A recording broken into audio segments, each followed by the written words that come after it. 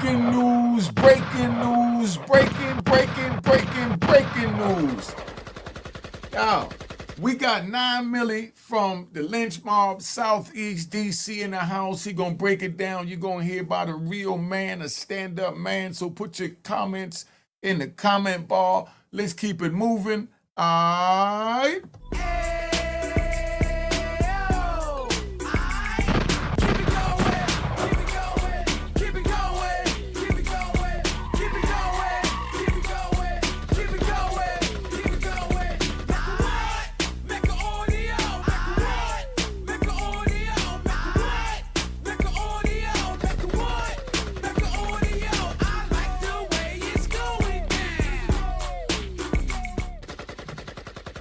All right, you know what it is. Relax, relax, relax. Unique Mecca Audio, man. I'm gonna bring my man 9 milli up here. He gonna tell you who he is, where he from, and how he got to where he going. But let's bring him up.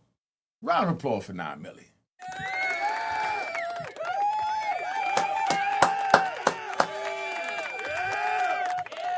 All right.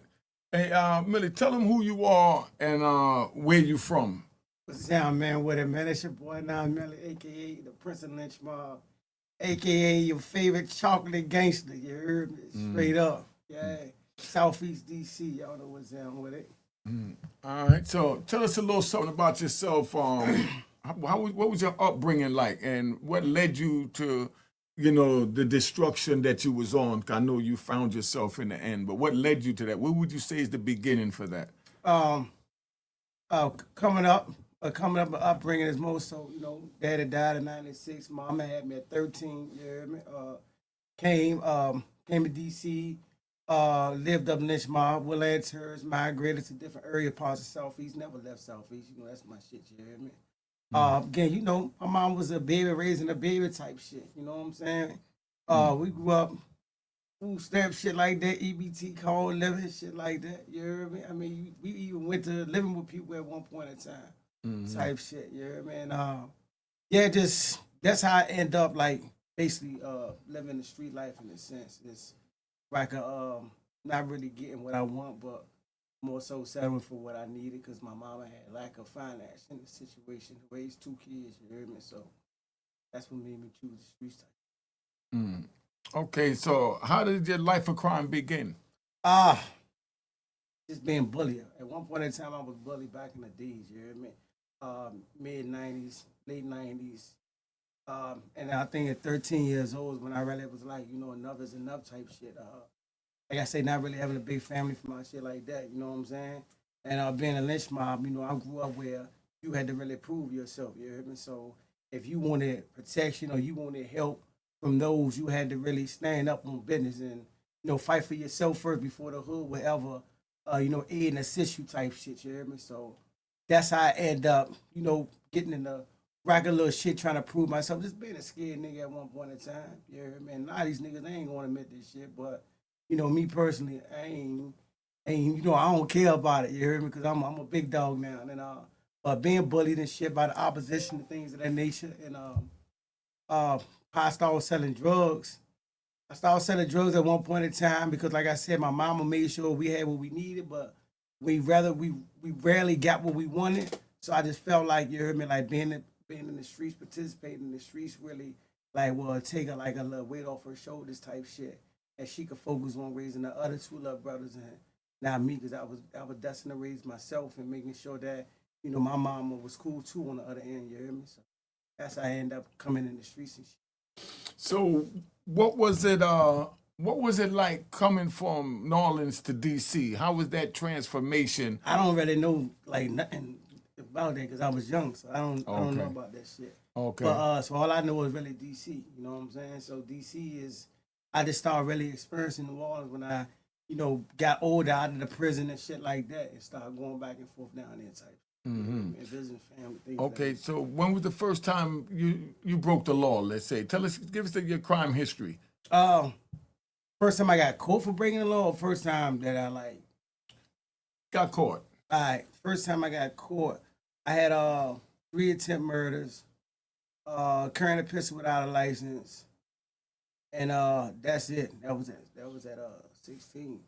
And what was the outcome of those charges? Oh, I beat him. Mm-hmm. Yeah, I lost to one John. I lost to another separate attempt murder as a juvenile.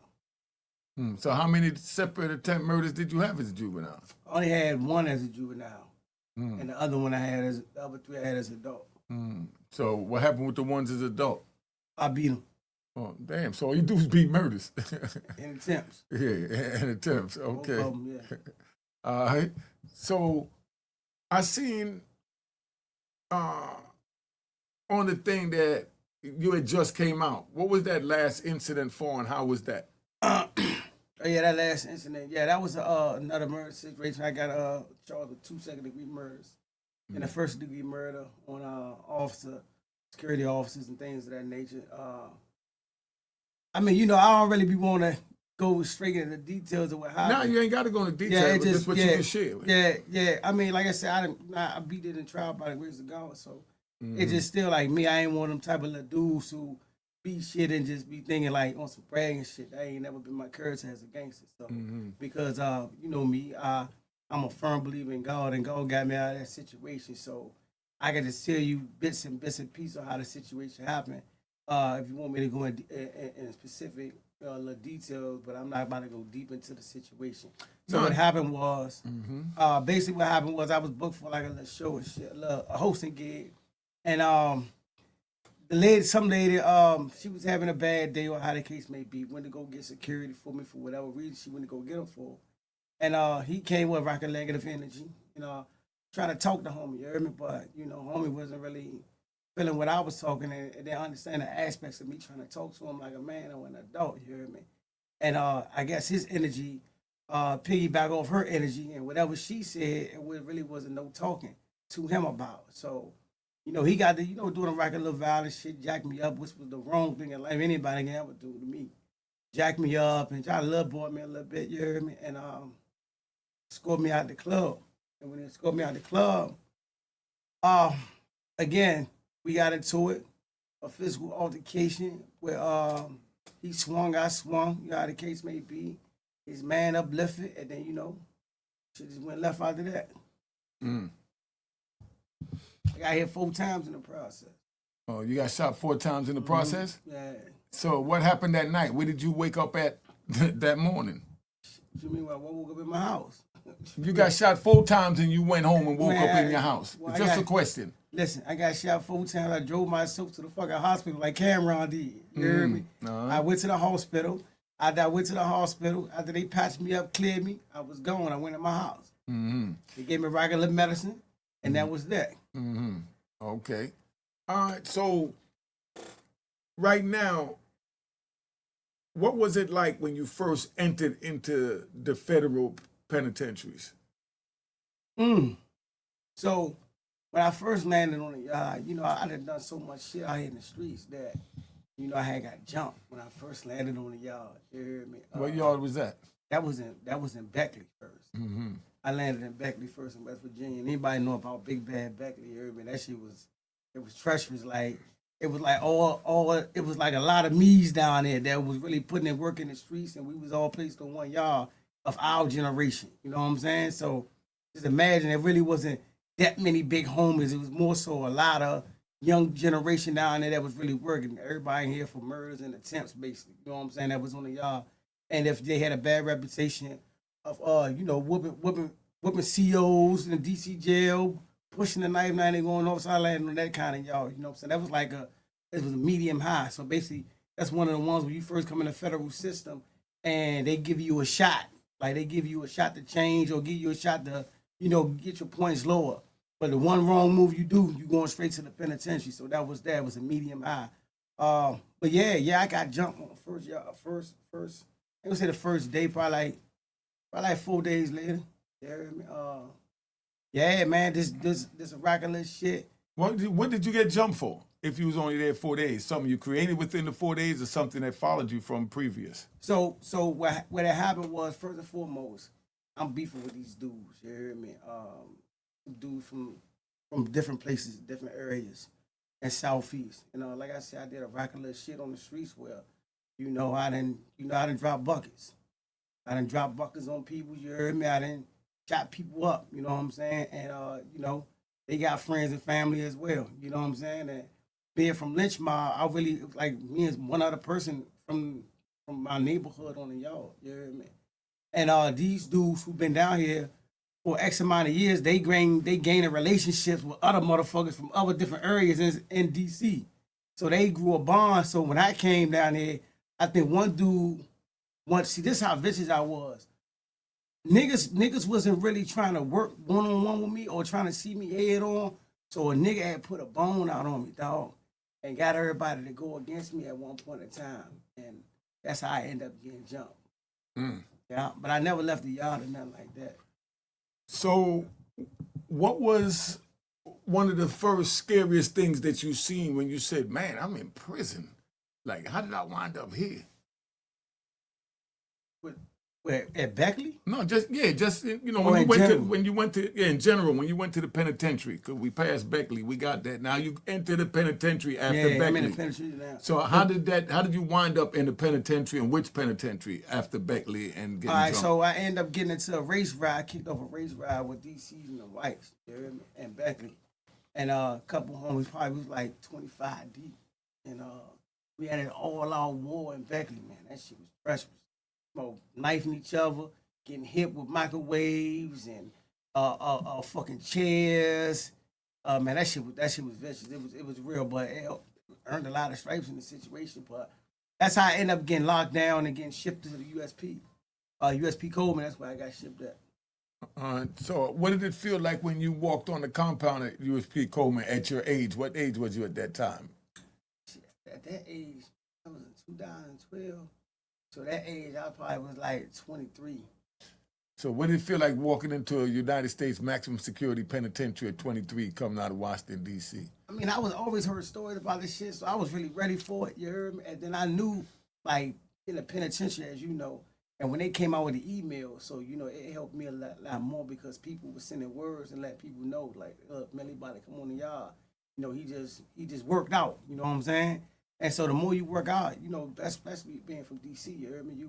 You get your bragging rights, you get your stripes. So when I first came on the yard, you know, the gate and the records in the middle and shit. So that threw me off, right?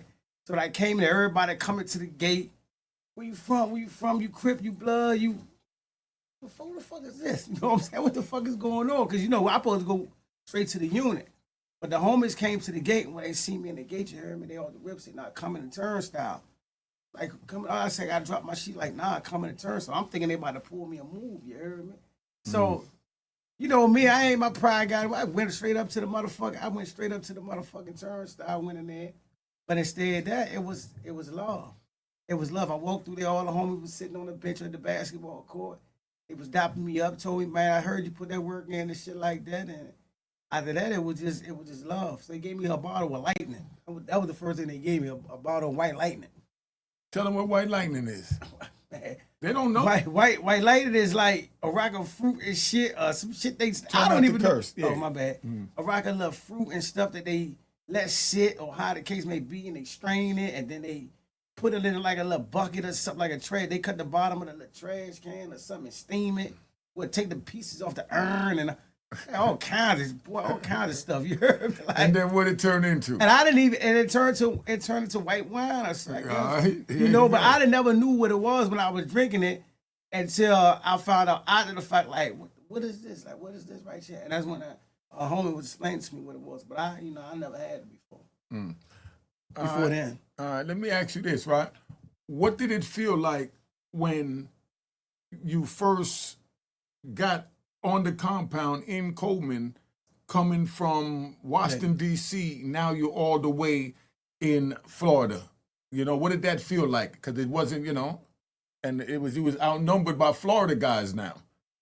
Yeah. It was something I wasn't used to because it wasn't a lot of homies on the yard. But it was thorough homies on the yard, so there was a difference. And I apologize, shout out to Really Though. You know what I'm saying? Big Reds, you know what I'm saying? Red, everybody was down in Reverend Civil City. You know, it was a lot of DC. It was a lot of thorough dudes down there. You know what I'm saying? So I felt comfortable in that aspect of it. You know what I'm saying? I ain't had no smut on my name, so I ain't care about whatever penitentiary I went in at. You heard me? But just so happened, like I said, it was family oriented. It was a lot of unity. You ain't had homies really beefing with each other, things of that nature on that y'all. So that was the difference from me. Usually when there's a lot of us, dog, we be beefing with each other. You know what I'm saying? On some dumb stuff. You know what I'm saying? But when it's time for war, we all come together. Straight up. Y'all know how that is with us. All right. Okay. So now we got that out the way. So my thing is, you know, from Coleman, where did you go? Oh, my points dropped in. They're good. You know, Coleman stayed locked down on some dumb stuff. So that helps. That's another good thing about being in a penitentiary too. Your points get to drop because it stay on lockdown, you hear me? So by the time you go to see the case managers, out of a year, the joint might be knocked down 7-8 months. You know what I'm saying? And we talking about on and off, like, so it was easy for me to have my points drop because I wasn't that much high. You know what I'm saying? But then, you know, I came in at 23. So at 25, you know, your points drop. So once I turned 25, that was 4 points off the rip that was gone. You hear me? And I was at 29. So I got a point for not. I got a point five. I got 4 points for being 25 and over, and I got another point for not catching no write-ups and nothing like that. So that put me up under the FCI medium again, and I ended up in McDowell, man. That's in California, right? No, McDowell's in West Virginia. You hear me? And that joint was just vicious. A lot of homies, which I love the homies that was down there at that point in time. And it was lit, but I just ain't like the whites out there, dog, man. What was it like out there? I'm gonna give you the floor. Share what it was like out there in McDowell for a lot of people watching this, you know, would understand. If I had to describe what it was like out there in McDowell, racist. It was one thing, you heard me, to be black. That's one thing. There's another thing to have a 007 and a 016 or a 000 number. Tell them what That's those numbers mean. So those are 007 is a state number. You heard me? For DC inmates, because you know everything down there. If you catch a felony, you know we get sent to the feds, so it's a felony. The 016 numbers, you heard me? That's for real federal inmates. You heard me? Real federal people caught federal charges. And the 000, I guess those are like the back in the days loading numbers. Like, I don't know. You know what I'm saying? But I don't know. I guess that's probably federal too. I don't know, to keep it gangster. But I know those three numbers is those represent DC. All right, so, you know, what was one of the, you tell us about Beckley, what it was like on McDowell, what it was like in McDowell. We understand it was racist, but what do you remember that stood out? What was violent about it, or what was racist about it, and how did they treat you at race? They just talk to you nasty? Did they whoop you? What happened at McDowell? Yeah, McDowell was so vicious. We had some of the most disrespectful white people I ever seen in my life, man. You know, at McDowell, man. They were so vicious. They didn't respect nothing that was DC and black.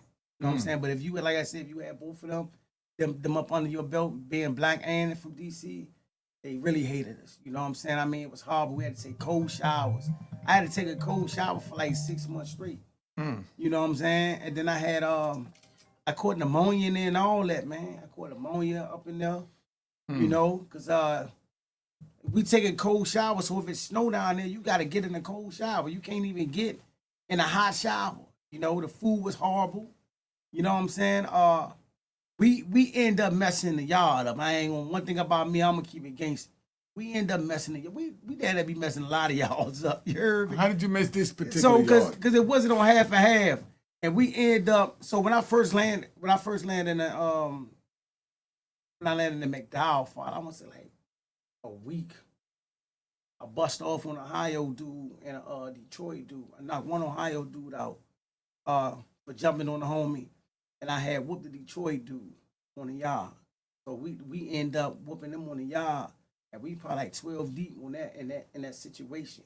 But what happened was it triggered down to the units, because everybody, like, many of them just got into it with the homies, with the out of towners from Ohio. They used to call it a Midwest car.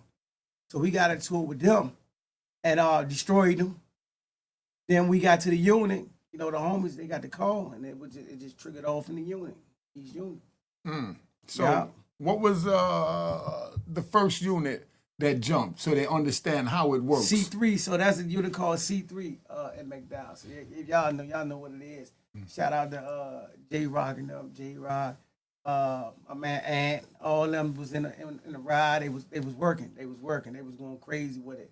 Couple of them stabbed a couple of Ohio dudes up, a couple of Detroit dudes up, and the ones that didn't work, they got ran up. Explain to what happened when they don't work in a situation like that. So like if you from the city, dog, and you know it's time to go, all that, man, look, I got 6 months left, all that shit. Now we started giving people passes about 90 days, some shit like that, but 6 months and up, if it's time to work, you gotta work, or if you don't work, you getting ran up, you're not standing on that yard. You cannot watch another homie get whooped. You can't do that, because if you do that, because if that homie would have died or something, you heard me? And you was right there, nigga, you could have saved a life. So by you not doing that, you would never be able to walk on the yard, son. And that's how it goes. So you gotta go. Even if you the scariest nigga out there, you hear me? You gotta go. Because if you don't go, you get ran up and your beard will be uncomfortable. I promise you that. Yeah, that was well said. Okay, so tell them how we met. Yeah, tell them how we met. All right, so I'm gonna let you have that one. Right. Yeah, tell them how we met. All right. All right, so we met at USP COVID. You heard me? I used to go in the unit, but I forgot who the hell introduced me to you. It was somebody introduced me to you. I think it was really dope. Really though. I think it was really dope who introduced me to you, because you had. All right, I'm gonna keep it gangster, because I don't know other way but to keep it gangster. You heard? Yeah. So this nigga had the Fiend magazines. You heard me? So we had like a book like this. Man, bro, this fucking book used to be like this, or full of porn shit. You heard me? If y'all don't know what the Fiend magazines is, that's like, porn shit and paper and shit. You know what I'm saying? So used to, how we get our rocks off type shit. You heard? Watching the little Buttman magazines and all that shit. You heard me? So he had a book, and that's how I ended up fucking with him, because I went down and shit. I was trying to see what the fuck this book was like. You heard me? And I used to rent it out. Yeah, he used to rent them out. That's a fact, right? He used to rent them out and shit.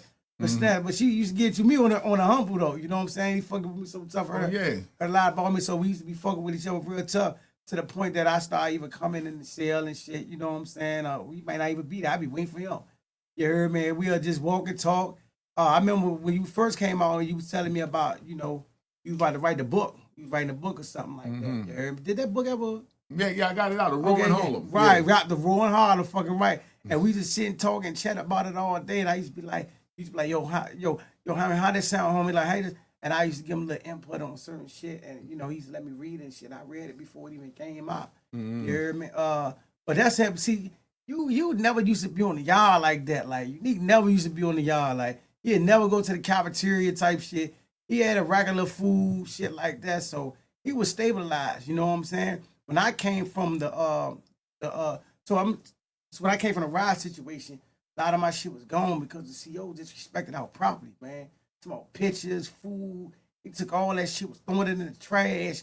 We just beat up like 20-something plus crackers. White people. So I came in, I had to really start back from the bottom and shit. You know what I'm saying? But he was stable, so I had to go to the cafeteria and eat them the trays and shit like that. So you nigga never come out of unit for real unless he get some money, or he gonna do his little running and shit like that. Other than that, he stayed in the unit. He was more so focused on trying to get back out here to the streets. Then I think one situation happened what made us become even closer, when the little homies from New York took some shit from you that they ain't supposed to took. And when they took the shit from him, or how the case may be, he told me don't do nothing, just chill. But you about to go to an FCI. I'm like, man, fuck that, nigga. I ain't going like that. You know what I'm saying? And went back and got the shit back, robbed them for the shit that they took from him and gave it back to him type shit. And that's what made us so close. How the case may be. He was focused on trying to get out of here. So I understood why at that point in time, he like, it ain't even really worth it, because I'm trying to get home. You know what I'm saying? I think you had the law, you working on law, right? Yeah, you was working on trying to get back the life sentence. The clemency was in. Right. About 2016. Right. So when that happened, I'm like, shit, I don't give a fuck about this shit. I ain't care about not to keep cussing and stuff, but I ain't care about no FCI for real. I was cool in the penitentiary. I ain't really care about it, but I loved them so much that it was like, Nah, you violated, homie. Like, I ain't care if they was from his hood, New York, nothing. It ain't matter. They could have been from DC, it didn't matter. Because at the end of the day, bro, like we stand, anybody know anything about a DC dude, we stand on loyalty. You know what I'm saying? If we mess with you, dog, we mess with you. You heard me straight up. I don't care what it is, bro. If we can't D that, if it's some where you going against a homie or how the case may be, we try to deviate it. But if that homie bucking on some stuff, then you know, rightfully you gotta roll out because you messing up the friction runs of good men, and we don't go like that. Let me share it with you so that they can understand how serious and petty it get in there. I had my clemency in, and one of my homies that was always in the law library with me that was filing. He had his clemency in. I had a lot of drugs, and he had a murder charge. So they denied his clemency. When they denied his clemency, he got mad because they granted mine, thinking that I'm gonna get ready to get out and leave him behind. So he came up in the room, and it was a couple of homies. We all up there, and I had so much stuff in my locker that the cup of soups and stuff wouldn't fit in the locker, just take up space. They're only 10 cents a piece. So you could have $10 worth of soup, and it's 20 soups. And so I had that hanging up on the laundry bag. So they came up in there, and he was like, "Yo, that's messed up. They denied my joint, but they got yours. I don't know how they got yours. Man, you ain't gonna leave here. How you gonna leave here without me? Nah, I'm gonna leave here without him because they denied his joint." So when they went to walk out the room, the homie grabbed the net bag that was on the joint with like 20 soups and maybe 5 macros in it or something like that. So he done took the soups and ran downstairs to go out, and we got the metal detector, and they grabbed it right when it was the move. So now the police is at the metal detector, so I could run down there and go fighting over $10 worth of soup and screw off my joint like what he was trying to get, or I could sit back and calculate it. So now I'm putting it together, and I talked to one of your homies that really woke me up, Barnhart. Yeah, Bonhart. Yeah, Barnhart. Barnhart said, "Unique, man, the reason why I respect you is because you move with your own set of rules, not under no penitentiary rule or no man-made rules. You are arrogant nigga. I don't like you, man. You don't get along, but I love you for the sake of Allah because we all Muslim." That was Barnhart. But he was like, "Man, you making the right decision by moving by your own rules because I see how you truck to that law library with that big net bag on your back, man. Forget them soups." And then we had No Limit that was there that was ready to go Shout out all No out. Limit, yeah. Big shout out, No Limit, I'm talking about MacArthur. You know what I mean? That's my man, right? But, they was there ready to roll. Then we had my man from Philly.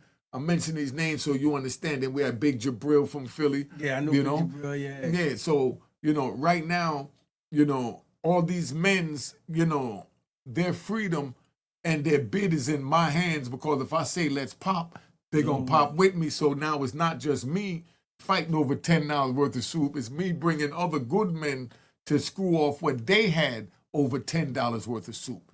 You know what I mean? And same thing happened the other day. Let's ride. The other day I was at a party in New York, and it was a cameraman, and he was all in the way, and he got into it with one of the main players of the guests.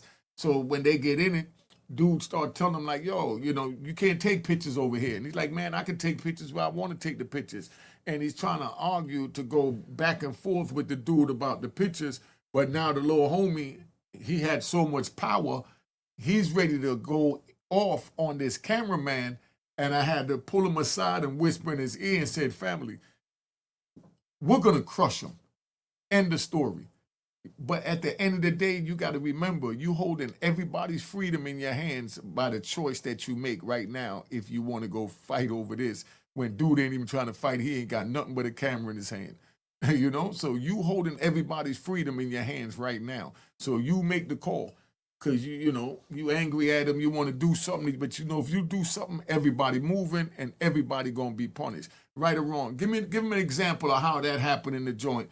Something that you have seen doing your bid to explain that situation from a jailhouse point of view, Millie. Yeah, see, a lot of times I was taught to always look at the bigger picture in life. You know what I mean? And when I came in, being up under a lot of older dudes' wings, man, they used to always tell me like, don't turn 10 years into 30. Or don't turn 15 into life. You know what I'm saying? Like, so that stuck with me. They used to always tell me like, Millie, you got you super tough. We already know that. We know you ain't going for none of things of that nature, but it's like, bro, you gotta be more of a thinker. And what made me start sitting down and talking to people because they told me that don't make you less of a gangster. You know, I thought they used to make you a sucker. If you talk out of a situation, out of being disrespected, I thought that was a sucker move. You hear me? So it wasn't really no talking. I ain't had no tolerance for nobody when it comes to that. You violate me, you disrespect me, I'm punishing you. But until I got around, it was like unique and really dope, and them people like, you know what I'm saying, Horse, shout out to White Horse, who used to tell me like, bro, that don't make you less of a man if you talk out of a situation. Now after that talking and you give a person a way out, if they don't want to get their way out, then you gotta crush them. So that's what made me start really having tolerance and stuff like that. You hear me? When it comes to, you know, situations like that. But yeah, a lot of them situations, man, you gotta be more of a thinker than anything, because one wrong move out of emotions, dog, and you be looking to catch a body in there. You know what I'm saying? You never coming home. I done seen people, dog, catch bodies for 6 months left. You know what I'm saying? It's over with. You know? So definitely the mentality of making smart decisions and using your brain is one of the biggest aspects that you gotta use when you in any federal prison. There you go. You know what? We're gonna save something for another time because it's getting late. We gotta go hit that cookout. But we got 30 good minutes. You good? Oh yeah, I'm good. Ain't no secret. Ain't no secret. All right, so we're gonna come back and finish this up as part 2. You want to give a shout out to somebody real quick? Let me get your floor. Go ahead. Yeah, shout out my dog Cadet. You know, I love my little bro with a passion. Shout out to Cuzzo, aka Kevo, aka Sure. Shout out King J. You know what I'm saying? The S&O. Shout out my dog Jeezy. Shout out to the whole lynch mob, man. You heard me? Shout out Lou. You know what I'm saying?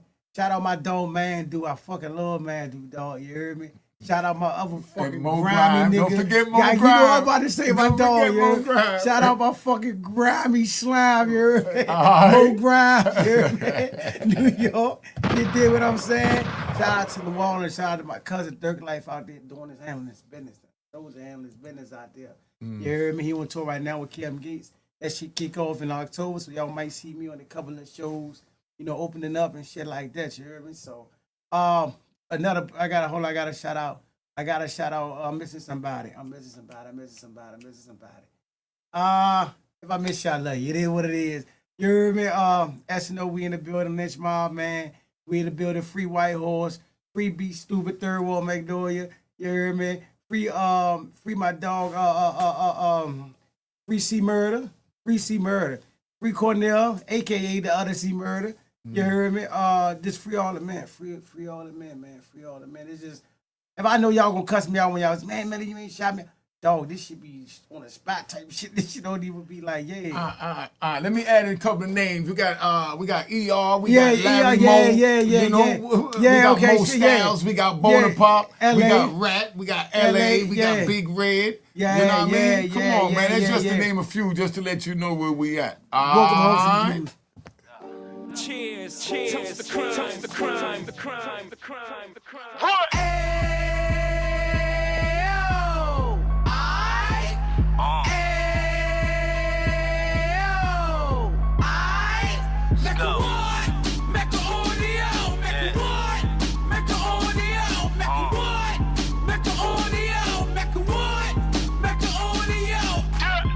Fresh out the can of 26, he back on the strip, getting back in the mix. What he mentions a gift. You stand up 10 toes down, and I suggest you pay attention to this.